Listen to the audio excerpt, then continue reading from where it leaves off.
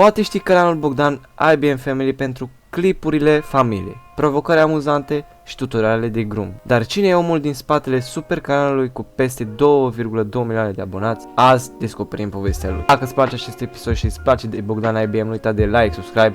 Pe numele său real, Iordache Bogdan Marius, s-a născut pe 18 iunie 1992 în Mărășești, județul Vrancea. A urmat o carieră ca hairstylist. A lucrat în salonul Beauty Pink din Focșani. Prima sa expunere în online a fost tutoriale de tunsori. Așa a prins viralitatea pe YouTube prima oară. Canalul Bogdan IBM Family a fost creat în august 2012, dar a început încărcările constante din 2016. Stilul: conținut de familie, provocări îndrăznețe și activități creative. Astăzi, canalul are 2,2 milioane de abonați, aproape 700 de milioane de vizualizări, încărcând în medie 2 videoclipuri pe săptămână, fiecare aproximativ 26 de minute. A avut invitați importanți, cum ar fi Florentin Hiscu, Budescu și mulți alții, și chiar a obținut un autograf al lui Ronaldinho pe tricoul Braziliei. Ce îl face pe el special? Autenticitatea, conținutul tipic de familie, glume naturale, stil de viață real, fanii simt conexiune, nu un brand curat, ci o familie reală.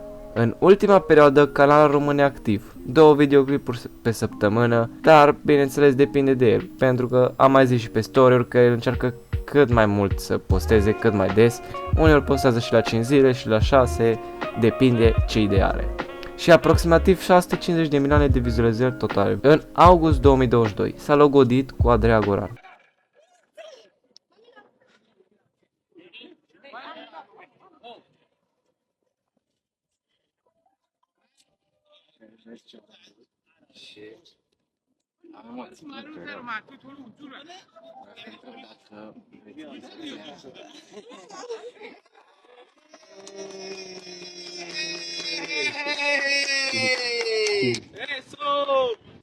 Cred că e foarte mare, dar o să schimbăm după aia. Mira cómo está nervioso, está que tiembla, vale.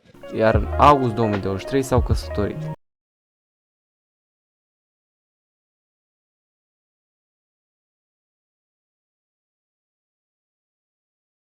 Are o pisică și foarte dedicat familiei și comunității online. Bogdan nu e doar entertainer, ci model pozitiv. Conținut prietenos cu branduri, potrivit familiilor, un family creator de top în România. Bogdan are și un prieten care știe mai toată lumea la fel, adică Danu.